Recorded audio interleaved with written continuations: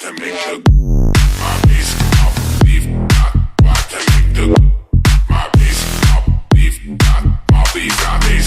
Estamos aqui hoje com mais um vídeo aí do nosso canal, mostrar mais uma novidade da marca Bug, né? Lançou agora o home áudio da Bug. Olha o caminhãozão passando aí, acabou com tudo. Olha a chuvinha como tá hoje, chuvinha boa, retada. Refrescar aqui Feira de Santana, passa aqui na loja. Então está aqui hoje para mostrar essa potência da Bug, da marca Bug. A Bug tá chegando com tudo aí, além de módulo, alto-falante, driver, Twitter, tá lançando potência também.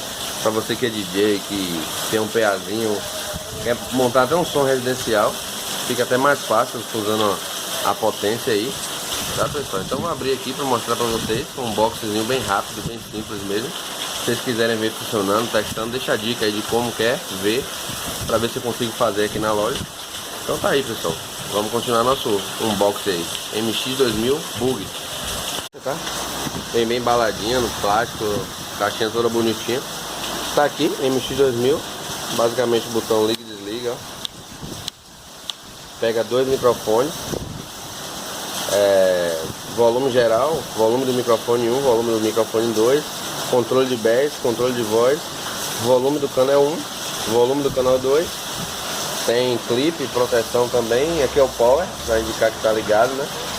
É bem simplesão, show de bola aqui, não tenho que errar. 110, 220 nos dois. Olha o fundo aqui. Aí, 110, 220, proteção via fusível, tá? Vem com o terra, entrada de canal 1 e 2 aí, que vem do aparelho, né? E dois canais, então dá pra ligar um som aqui, show de bola. Dá pra botar um sonzinho, dependendo do grave, né? 2 graves, 4 cornetas, 2 tuíta, uma caixa residencial bem legal aí, com esse aparelho. É bem bonito e compacto, tá pessoal? E mais uma novidade aí pro mundo do som automotivo, que eu acho que quanto mais inovar melhor, quanto mais concorrência tiver melhor. E vamos dar uma olhadinha no manual dele agora. Tem vários tipos de ligações aí, vou deixar pra vocês a impedância dele final, tudo certinho. E aqui o manual, 300 watts por canal. Então tá aí, pessoal, deixa aquele like não pra ajudar. Um abração, valeu e fui. Lembrando que tem aqui na loja física, Equipe Som. Alagou foi tudo aqui no Feiraguai, viu? Hoje tá toró. Ê, cachoeira.